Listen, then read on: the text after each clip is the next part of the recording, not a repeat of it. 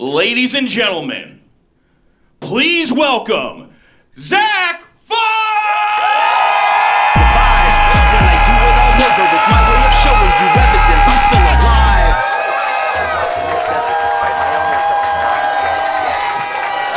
Thank you all so much.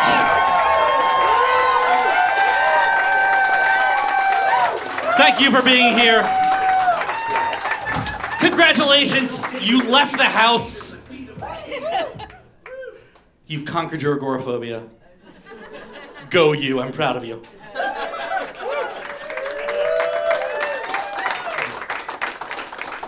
So how's everybody doing tonight?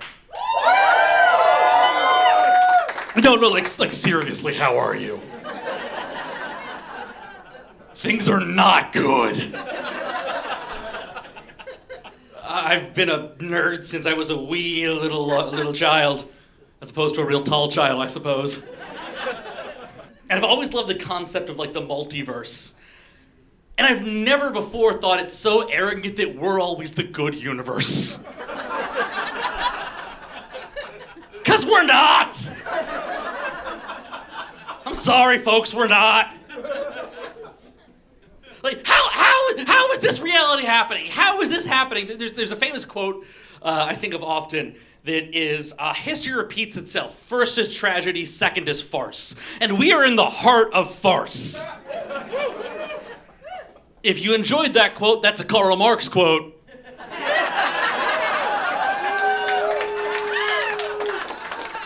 So now you're all on a list. It's baffling. Like, you can't escape everything. Like, they've even had to once again delay the new Grand Theft Auto game. No, they did. There's a game-breaking bug where you can clear a 5-star wanted rating by saying you're running for president.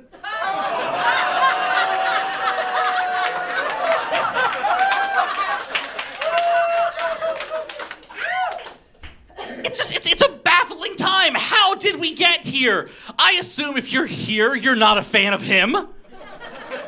And you know who him is. I'll say him in a moment, but still.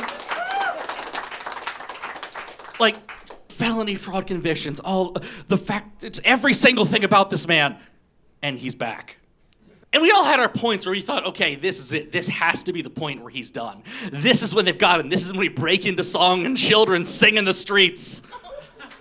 My moment for that was the 2023 to 2024 New Year's Eve party at Mar-a-Lago. And why, you ask? Because the musical guest Trump arranged for that evening was Vanilla Ice. Imagine you are a year away from being the president again. Fuck you, Grover Cleveland.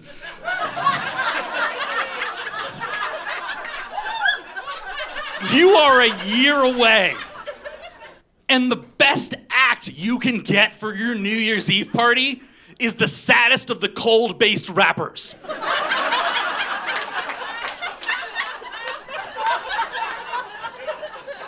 Ice Cube, Ice-T, Snow, Blizzaro, Frosty the Flowman, Young Chili. They were all busy.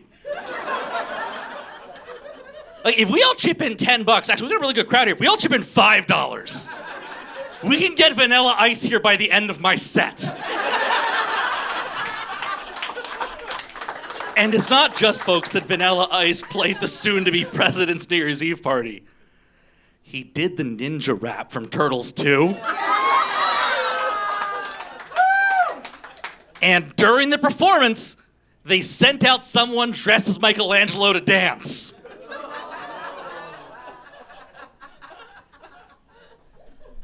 And I'm sorry, but at that point, no ninja, no ninja, no.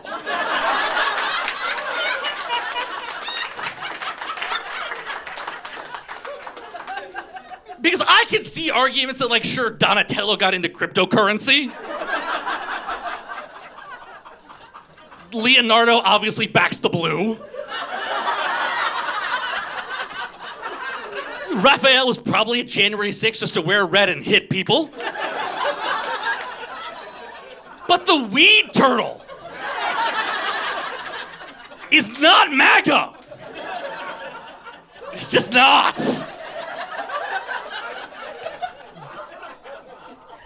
The crowd especially did not like the performance. Michelangelo was not well received. They actually built a gallows and started chanting, "Hang Michelangelo! Hang Michelangelo!" But, things go. Fortunately, it's very hard to hang a turtle.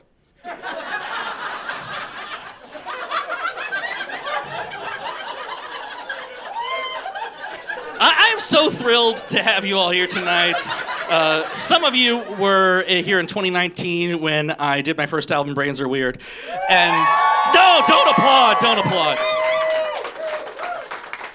And when I recorded that album, I thought, okay, I'm gonna record this and then I'm gonna really try to focus on comedy.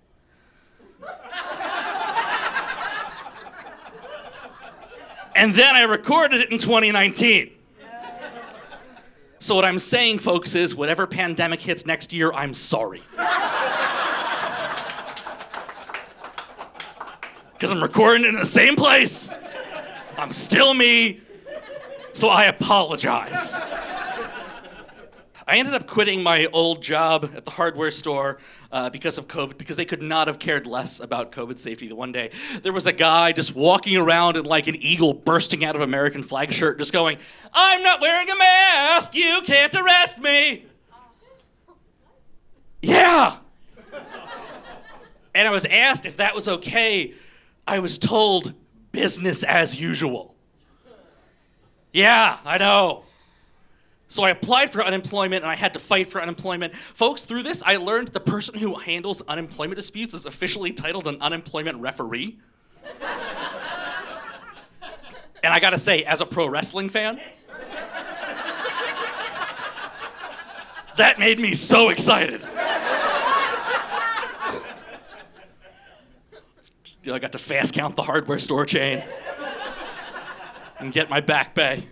When I was looking for jobs on unemployment during the COVID shutdown, my favorite suggestion that I got from a job application website was to be a... I don't know how to describe it other than they wanted me to sell Catholics' funerals. Like, you're the go-to man to hook up people with Catholic funerals. And folks, there's two big problems with that. First of all, I think land should kind of be for the living. You know, the only people I know that care about cemeteries are goths. It's a lovely place for a picnic. But most of all, not am I only not Catholic, I'm not religious, and I have a really hard time selling those. Oh, yeah, no, we can hook your grandma up with the deluxe anti-rapture package.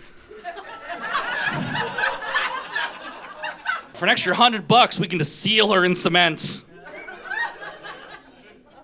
Oh, you want her to go up?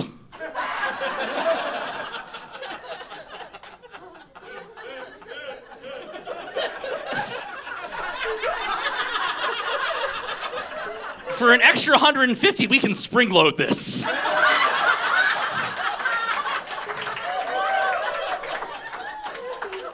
I'd just be so bad at that.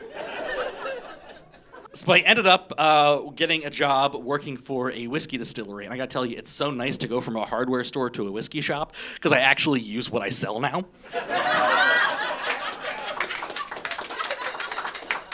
Because at my old shop, people would say, "Is this a good lawnmower?" And I'd say, "I don't have a yard." Well, people tell you about the lawnmower. What's your impression of the lawnmower? I don't know.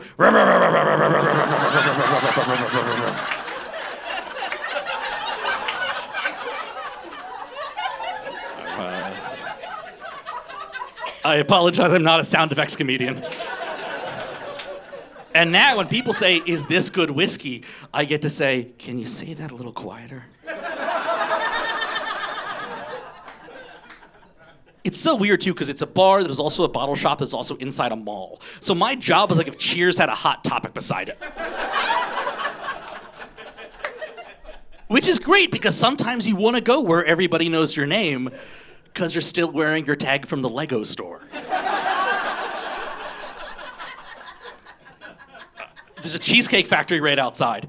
And through my job, we are the extra waiting room Cheesecake Factory. There's a wait for cheesecake. That's where people come. And through this job, I've learned there are adults that will wait 3 to 4 hours for a table at Cheesecake Factory. I don't know if you're all aware of this or not, but you can make a cheesecake in less than 3 to 4 hours. Even if you don't have a factory.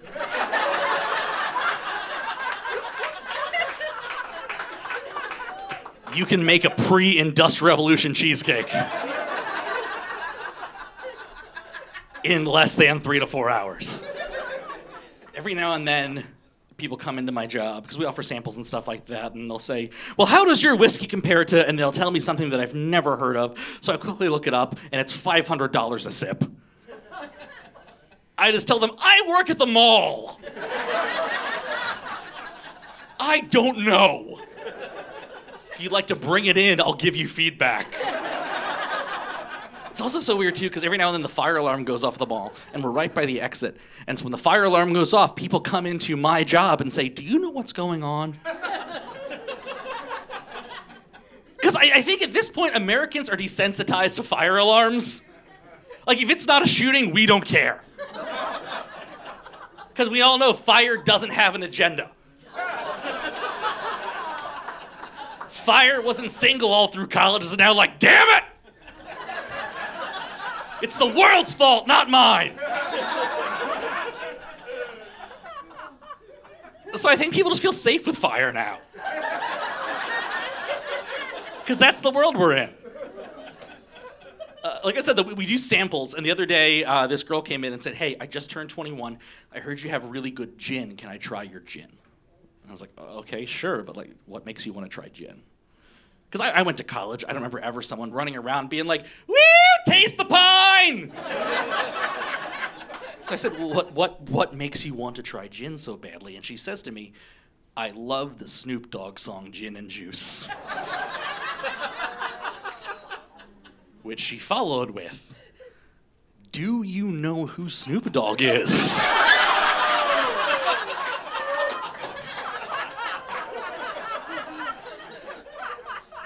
Folks, I understand I'm a mid-40s comic book nerd with big old metal hair.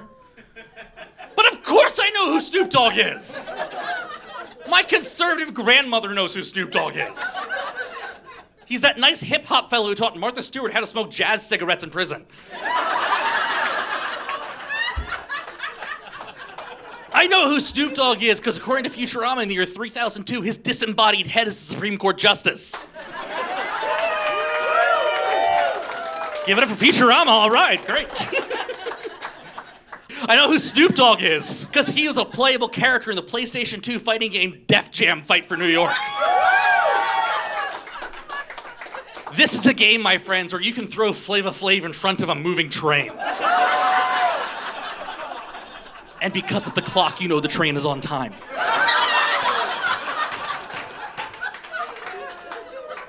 I know who Snoop Dogg is because my friends like his wine, which is called 99 Crimes. Which seems like both too many and too few crimes. But most importantly, folks, I know who Snoop Dogg is because I've been around marijuana. And if you've been around it, congratulations, you've been around Snoop Dogg too. First time I ever tried pot, I'm at this party with a bunch of comedians, like, hey, we're gonna pass a bowl around. Do you wanna try it? And my response was, sure, great. How big is the bowl?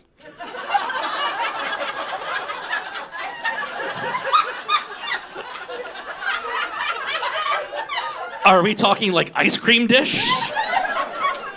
Salad bowl? Do I get my choice of topping? And they bring out this thing that's like a thimble full of what I assume was drugs. Because I didn't know better! And I take a few puffs on it, and I felt absolutely nothing. So a year or so goes by. There's another party. There's another bowl being passed around. I'm offered it again. I'm like, all right, sure. I'll give it another try. Why not? You know, I want to be good at it. If I'm going to do it, I'm going to be good at it. My mom is good at it.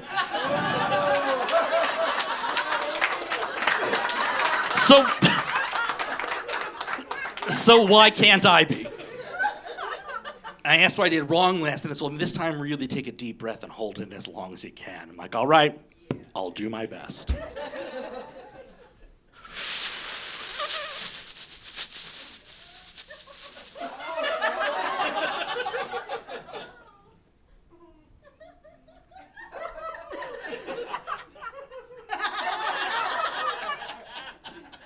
When does the burning stop? Is all I was able to yell.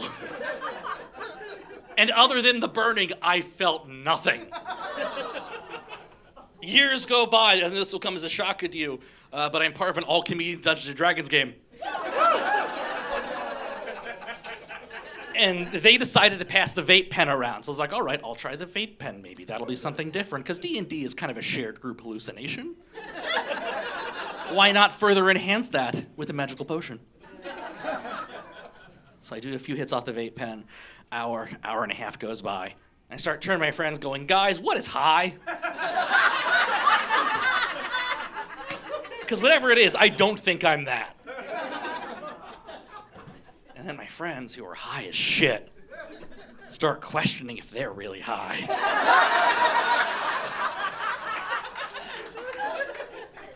So I think I have a contagious anxiety disorder. Then a couple of years ago, I went to do a comedy festival in Portland, Maine, where all that stuff is legal. And when I got to the first show, they're like, hey, thanks for being on the festival. Here's your goodie bag. It has edibles in it. Which blew my mind, because we can't buy beer and liquor in the same place here. It's like, thanks for coming to be funny. Here's your drugs. And my at the time girlfriend was with me, and she was very excited to be there for my first edible experience. The problem with the edibles I was given, folks, is they do not come with a recommended dosage. So I messaged my D&D group. Hey guys, these are 10 milligram edibles. How much should I take? This apparently started a side conversation called the plan to get Zach Funk incredibly high. So they told me to take 3. Oh! Is that a lot? Because I was unaware that 30 milligrams of edibles was a lot. The girlfriend I was seeing at the time was used to edibles, and she took 4. And she was catatonic. Just shaking in bed at 2 a.m. while MSNBC played in the background. And I sat there thinking, these edibles taste like shit. And got nothing else. So I think I have pot-resistant depression. Don't do that. I work at a liquor store. I mentioned her being my ex-girlfriend because she also eventually tried psychedelic mushrooms and realized she was poly. I did not do psychedelic mushrooms and then no longer had a girlfriend. And somehow they forgot to mention that in Dare.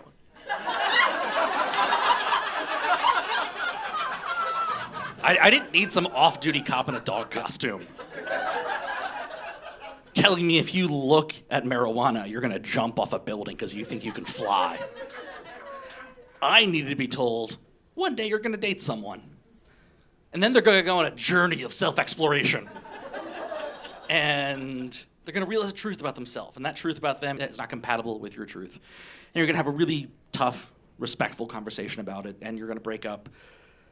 Or is that too complex for an off-duty cop in a dog costume?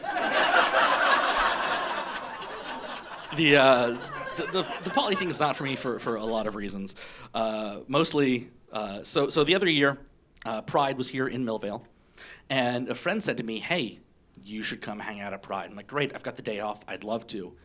And she's like, no, you should come to Pride with me. I'm like, wait, am I getting outed to myself? what exactly is happening here? She's like, I think you're asexual. And I said, well, what's that? And she's like, you're kind of on like a sexual hunger strike. You're just gonna pass on the whole thing. But I did more research into it, and I found that the terms that better apply to me are gray sexual or demisexual. And it's great to have those terms, which means you're only attracted to someone if you feel a very strong emotional bond. Because when I was in high school, that was called being a fucking pussy.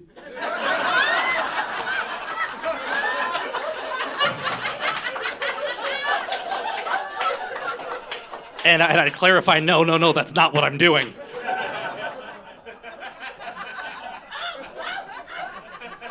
But I don't like how those terms sound, because gray sexual sounds like I'm a Lord of the Rings sex wizard.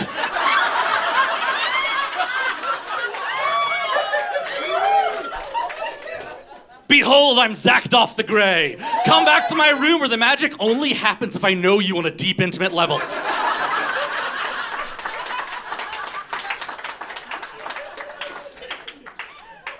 And demisexual sounds like demigod. Hercules, half man, half god. So I am Zach Funk, half man, half sexual.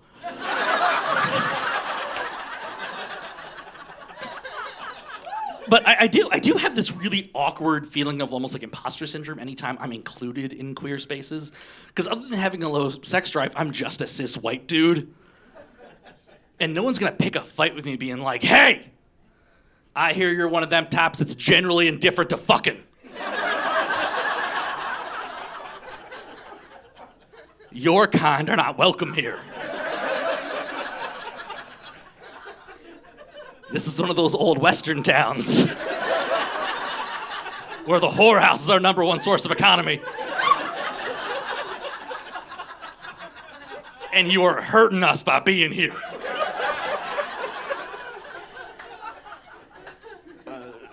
Through a friend, a friend once recommended I apply for a queer-centric comedy festival. And when I was filling out the application, one of the questions was, why should you be the winner of our $500 Queer of the Year contest?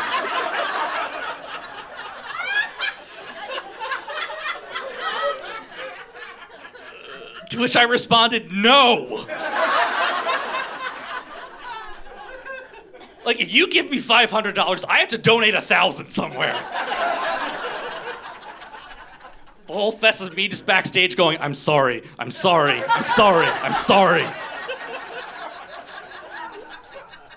a fun addendum, though, the fact that I can't get high and have a low sex drive, last year I did those jokes on a show. And this amazing woman stopped me afterwards and said, I loved your set, and that's my amazing girlfriend right now.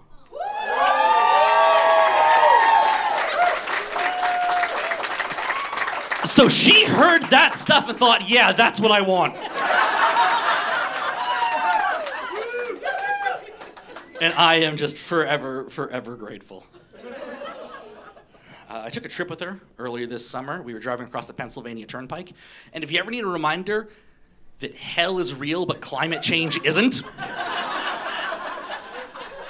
drive the Pennsylvania Turnpike.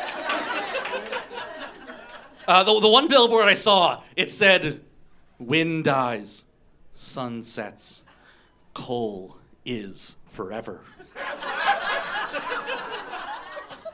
And I didn't know a billboard could have object permanence problems.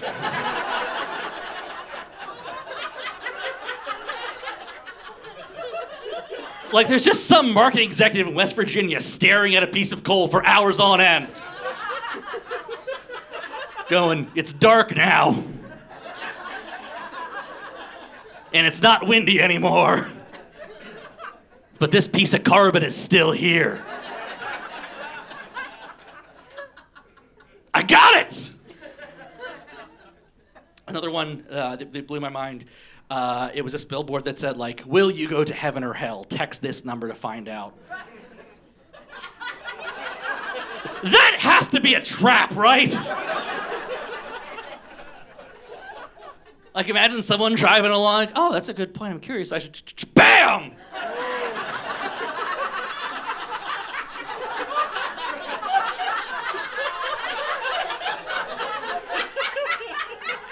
And they get to heaven, And they're like, sorry, we take distracted driving very seriously.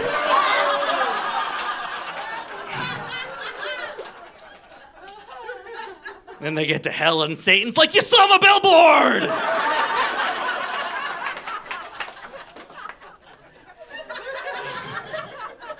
They say the greatest trick the devil ever pulled was convincing you he doesn't exist. No, the greatest trick the devil ever pulled was that billboard.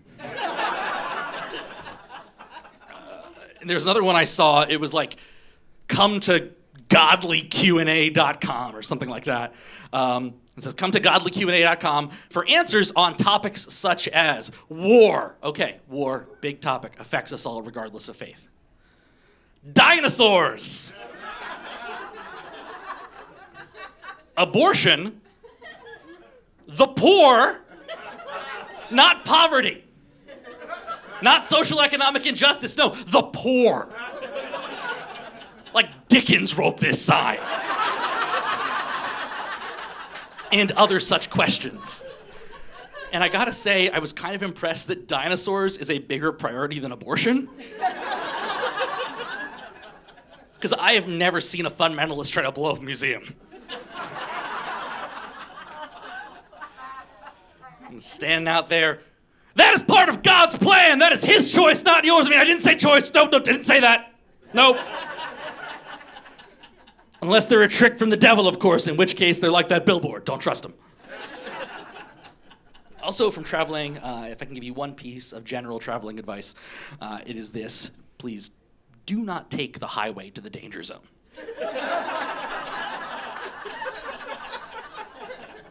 Consider taking the rustic back roads to the danger zone. Visit historic danger zone village. Stop by Meemaw's Danger Zone Antiques. And now I know some of you are thinking, obviously I'm a paid plant here, but no, I just believe in the community that is the Danger Zone. Also on the topic of advertising faith, I got an ad on Facebook the other day that said I could expand my real estate portfolio through the power of prayer. And I gotta say, as an agnostic elder millennial, I'm not sure which is harder to believe, that God is real or I might own a home.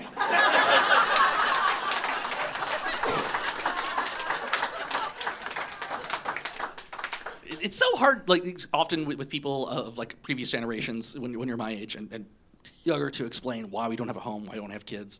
To get ready for this, I was listening to some of my favorite old comedy albums I grew up on, one of them being Steve Martin's Let's Get Small. And on that album, he kind of pulls the crowd and he's like, hey, what'd you pay to get in here tonight? $4? Tickets for this were $20. I promise you, I am not worth 5 Steve Martins. I say that with no self-depreciation. But even adjusted for inflation, I'm sorry.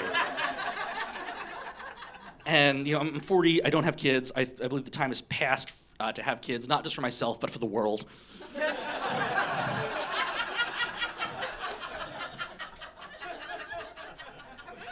But I always thought if I ever had biological children, I wouldn't bullshit them about anything, Like if they came up to me and was like, hey, Dad, where did I come from? I'm not talking about a stork.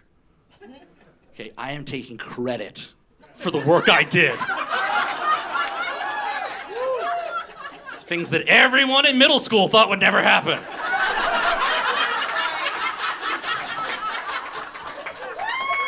And high school. And college. And at my jobs.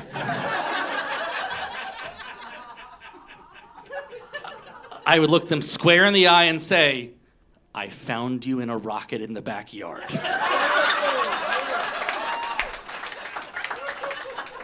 Good luck. I do, however, have the absolute honor and joy in my life of being Uncle Funk. Yeah, which is the coolest title I'll probably never earn. Because, no matter how much I try to get my sister's cats into Doctor Who, just not happening. A lot of my friends from high school growing up only referred to me as Funk, and so their kids for the longest time didn't know my name was Zach. It's just Uncle Funk. And they'd ask, why are all these songs about Uncle Funk on the radio? I didn't think he lived in Uptown.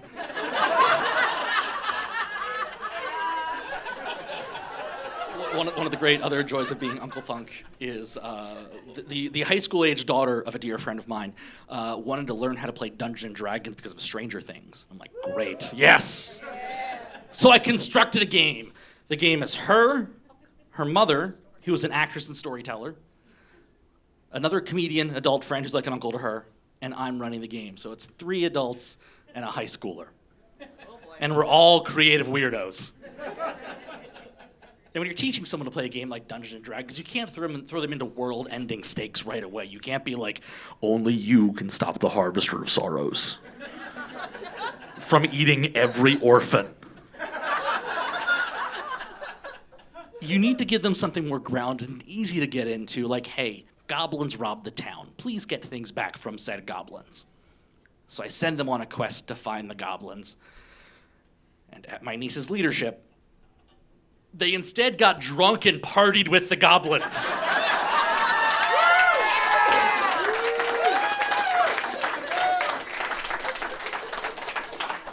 And I call her my niece. She's in the realm of queer, still figuring herself out.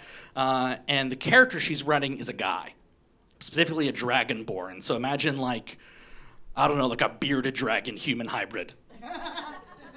And much like, right, those, you can see the thing blacks up when they get angry. So the party's happening, and I ask everybody, what do you want to do at the party? What's your individual thing you'd like to do at this sudden, unexpected rave? And my niece says, I want to find the biggest, toughest goblin guard there is here. I'm thinking, great, prison rules. You're going to square up, you're going to establish dominance. I'm like, yeah, he's over in that corner. What do you want to do? And she goes, I want to fuck him.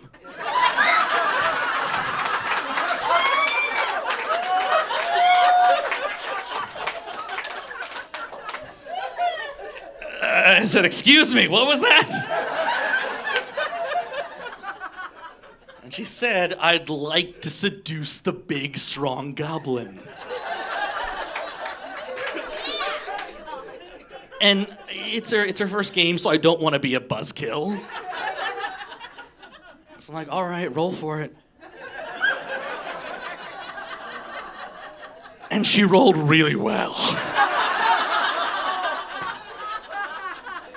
So I'm trying to find a way to avoid creating an imaginary sex scene for my non-biological niece, with her mother also at the table.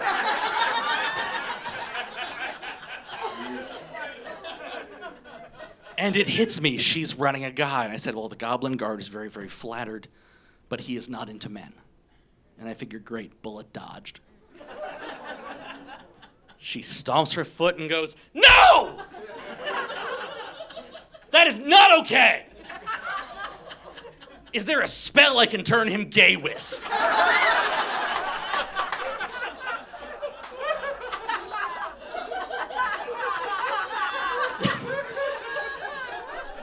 And I said, well, two important things. First of all, that is an issue of consent. That's right, we're learning stuff in D&D. But second, you were a queer teenage high schooler that wants to magically turn people gay. You are everything the right is afraid of.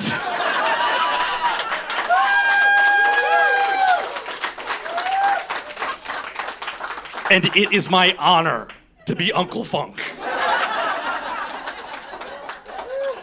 Been doing comedy for a long time now, and I've realized the last hurdle I really need to get over before I hit big success is that I need to get canceled. Because we live in a reality now where being told you can't hear me gets you heard everywhere. So watch out, people with morals and ethics. Here's my things you can cancel me for. Yeah. I think most of the Olympic Games are not real sports. Because I've never heard someone call into a radio show about how they would have done it better.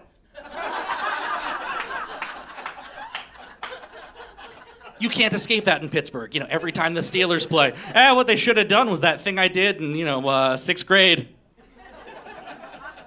You don't get that. You never hear for like the slalom. I'd have laid down flatter.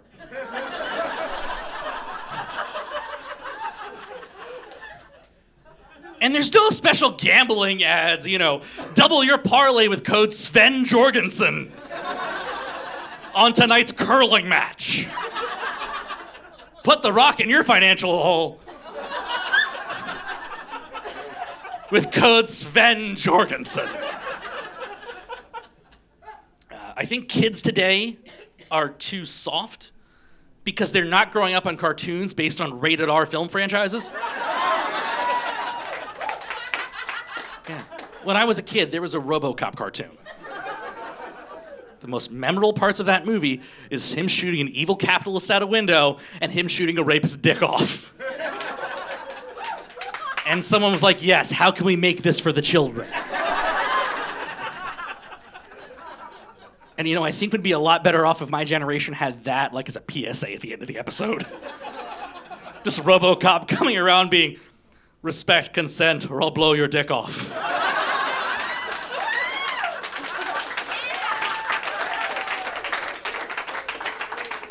There was a Rambo cartoon.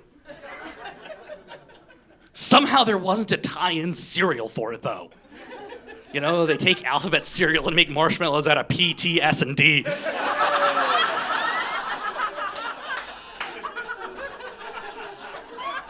I think that an orgy where everyone looks the same should be called a doppelgangbang.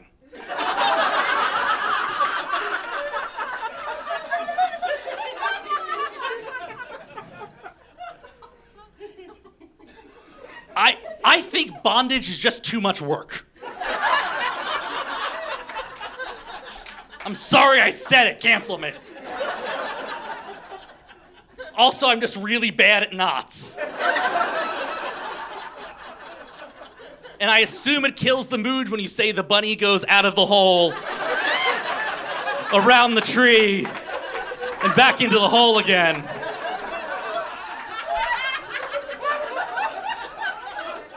When you're trying to be sexy. Keen-eyed people in the front might notice I'm wearing slip-on shoes.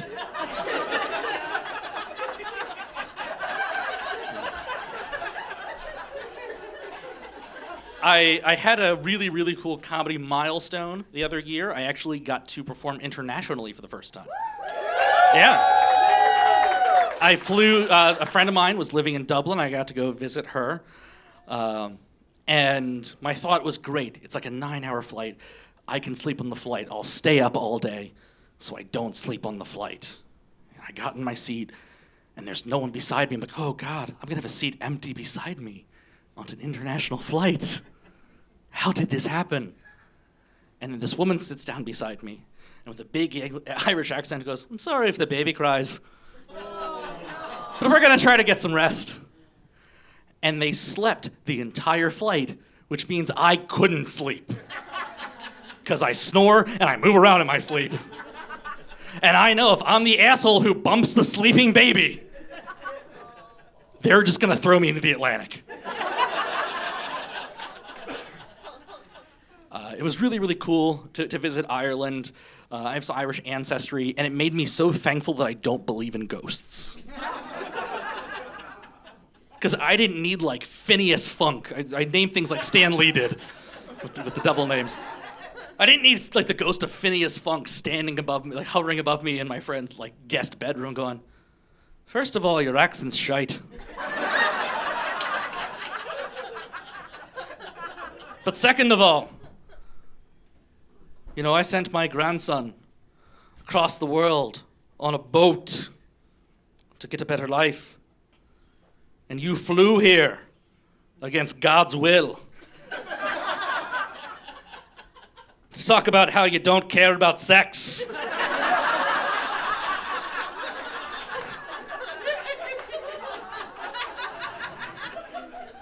I'm putting the family curse on you, is what I'm doing.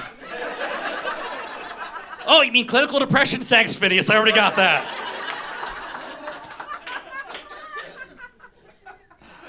We all learned a lot about it. It was great to travel again, like internationally. It was my first big trip after the COVID shutdown, and we all learned a lot about ourselves during the COVID shutdown. I think I had a more unique learning experience than other people might, though. I learned that the car accident my dad died in when I was 11 was actually a suicide. And I gotta tell you, if you have to learn something like that, learn it while you're on unemployment. Because you don't want to make that call off to a big box retail store. Yeah, hey, it's Zach. I need a day off or two. I just found out my dad killed himself. When? 25 years ago?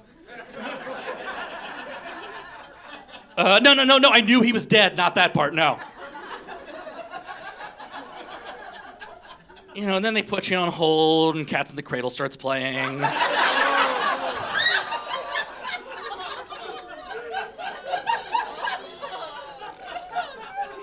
And when they finally get back to you, like, yeah, sorry, Lifetime original stories are not in the Lowe's handbook.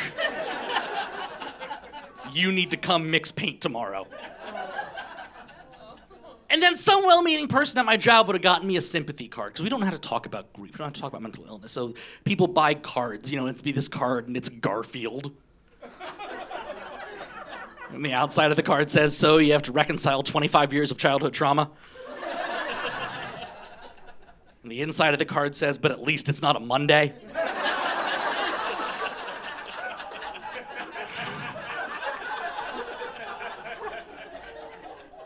Because we're not built to talk about this kind of stuff, Because people don't know how to talk about grief. Even people who are professionally supposed to talk about grief don't know how to talk about grief. When I was 11, my dad's funeral was a open casket. And the guy running the funeral home came over to me and said, now if you touch your father and a little bit comes off, that's just makeup. He's not melting. And folks, I understand my personal reality had been shattered, but the laws of physics remained. And the thing that's so crazy, folks, is that it wasn't that my family decided it was time for my sister and I to know. It came up because during the pandemic, my sister did a Zoom meeting with a psychic and asked, was it really an accident? And they said no. So now, not only do I have to figure out my own past again, I have to figure out, are ghosts real?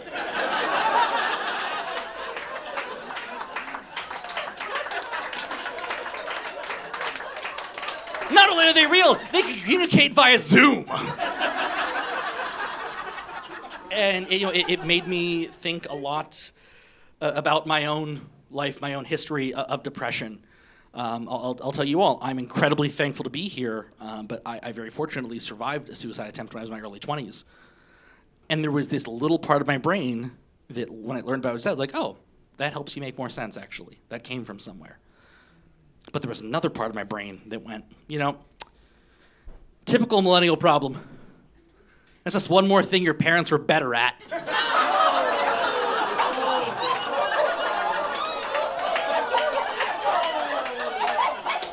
And I knew that was bullshit. To be clear, depression is propaganda. It has an agenda. It will do whatever it has to do to make its point.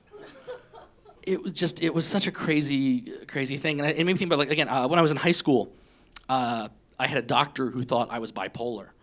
And my mom and I asked, well, why do you think I'm bipolar? And she's like, well, you talk a lot, you talk quickly, and you make a lot of jokes. I'm like, oh, so my baseline personality to you is mental illness. I definitely get the downs, but I don't get the ups. That was not meant that way. But take it as you will. And she said she was sure I was bipolar, and she wanted me to try this medication, and they put me on lithium. And when they told me they were going to give me lithium, I asked, how will listening to Nirvana help? Things didn't really work out for that guy. But I took it, and the first day I missed school because I couldn't stand up. I'm just like, I need to stay home. I promise I haven't had a stroke. The second day, I made it to school and fell asleep in 7 out of 8 periods. At one point, I slept through the bell, which means Saved by the Bell was bullshit. I just woke up to not my classmates around me. And the teacher said, "You just look so peaceful."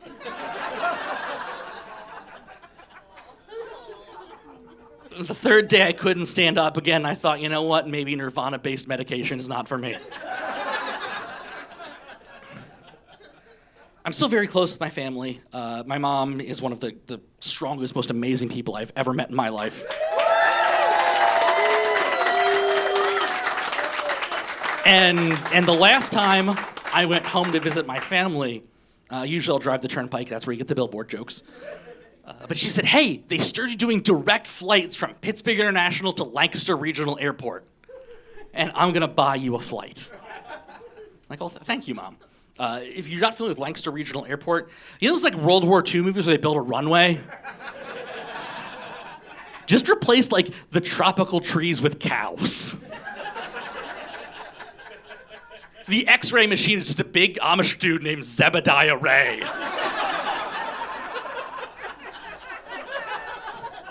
Just saying, I don't trust ye English. But ye may get in your devil machine. So the flight is supposed to leave at 6 a.m., which means I think I gotta get to the airport at like 4 in the morning. And if you really wanna test someone's friendship, ask them to drop you off at the airport at 4 a.m. Because you could go to your absolute best friend in the world like, "Hey, I need a favor." They're like, "Whatever, man, I'm ride or die." I'm like, "That's great, because I need a ride." And they'd say, "Oh, man, I'm sorry. I was gonna die then."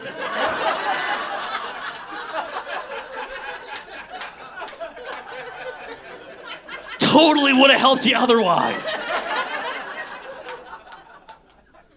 So I get to the airport around 4 a.m., and I start looking for this thing called Sun Air, but I've never heard of, and my mom at 40 assures me is a real airline.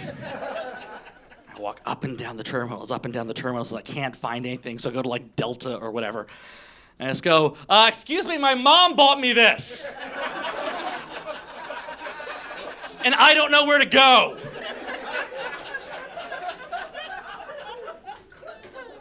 And she's like, "Oh, you're looking for Sun Air?" "Yeah, for Sun Air. So go all the way to the end of the aisle and hang a left at International Baggage Claim. You're gonna go through a labyrinth. Once you get past the Minotaur, you'll get to the other end of the labyrinth, and that's where you'll find Sun Air." So I go to International Baggage Claim, I go through the labyrinth, I slay the Minotaur, I come out the other end of the labyrinth. And folks, Sun Air doesn't have like a proper lit up check-in booth. They have a wooden folding table. The kind one would powerbomb someone through. It's grammatically correct wrestling fans, it's a thing. And they don't have a big lit up sign. They have a paper sign with the dot matrix hole still in it that says Sun Air. And there's no one at the Sun Air table. There's a little sign up that says, "If you need help, call this number." So I call the number, and I'm expecting, "Thanks for calling Sun Air. To get your social security number back, press 1.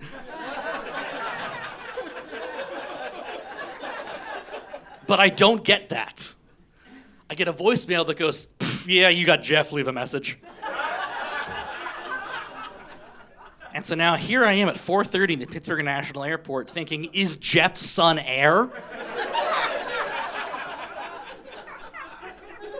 Or am I the asshole waking up Jeff at 4 in the morning on a Saturday after he's worked a double shift in the mill? So I go back through the labyrinth, I hop over the dead Minotaur, I get back to the nice Delta lady, and I said, "Excuse me, Jeff's not answering his phone. Is there anyone else you can get that would maybe be able to help with Sun Air?" And she says to me, I think I know how to use their system. I'll try to help you. So we go through the labyrinth together. Folks, turns out I was not supposed to kill the Minotaur. He was actually there to give me complimentary pretzels. So that's on me, I'm sorry. But we get to the Sun Air folding powerbomb table, and I give her my ticket, and I give her my ID, and she starts to type and goes, well, that's not good. Which is always the thing you want to hear before you board a flight. And immediately I begin to panic because when I was in college, I dated a girl who got put on the terror watch list. She was in Europe, her passport got stolen, so her name got red flagged. And we would send each other letters back and forth, and I got 3 letters from her that had clearly been opened by the government and sealed with official post office tape. So I turned my letters to her into word searches. It's really hard to spell jihad diagonally.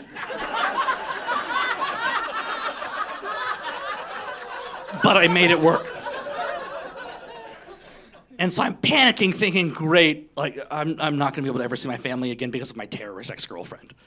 By the way, my terrorist ex-girlfriend coming this fall to Hulu, don't miss it. And she says, well, they don't have a seating chart ready yet. When's your flight? I said, my flight's at 6. And she goes, oh, they'll be here at like 5:30. So I sit around for an hour, and eventually someone with a sun on their shirt walks by, and I go, excuse me, are you Jeff? And she said no.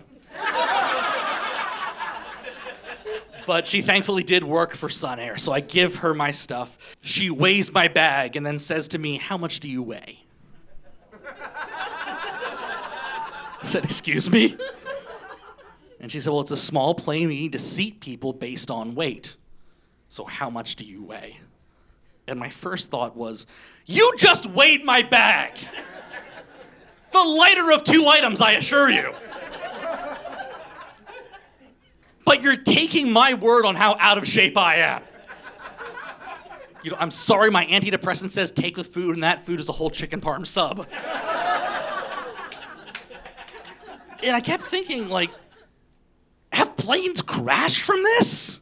Like someone's lied, and as they plummeted, their final words were, I shouldn't have lied about the cheesecake. So I make up a number that I hope was right. And she gives me my thing, and I run through airport security full like Home Alone, just damn, run. And I go out, and you don't go through the little like walkway thing, no, you just walk right out on the runway. And there's a little 2-step step stool you stand to get in the plane, and the co-pilot takes your ticket. And I asked the co-pilot, where should I sit? And he said, sit wherever. To which I said, no, you don't understand. If I sit in the wrong seat, we're all gonna die.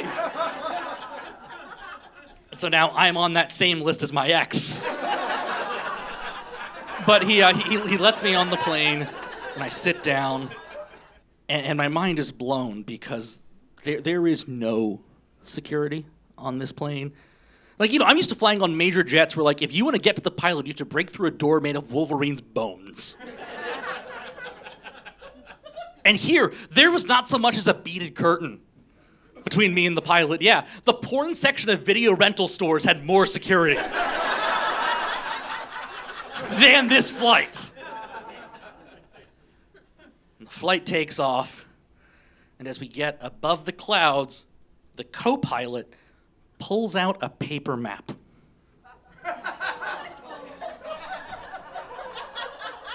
Which made me think, oh, did they put the plane in phone mode? Like, how does that work logistically? Yeah, 10,000 feet where there used to be McDonald's. You're gonna want to hang a left. And there was a hornet on the plane that really didn't want to be there. Just banging his hornet head against the glass. And I'm like, yeah, I hear you, man. And then it hits me. Oh, I get it now. This is how I die. Because the pilot is gonna get stung by the hornet. Because there's no door to stop that. And the pilot's gonna get an allergic reaction. And I, the compulsive helper I am, will try to reach over to check on them. And the co-pilot won't notice because he's looking at the paper map.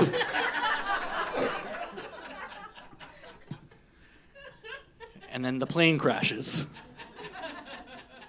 And what I'm saying, folks, is I have been the ghost of Zach Funk. Thank you. The choices I fear and the voices I hear, but I'm not dead yet.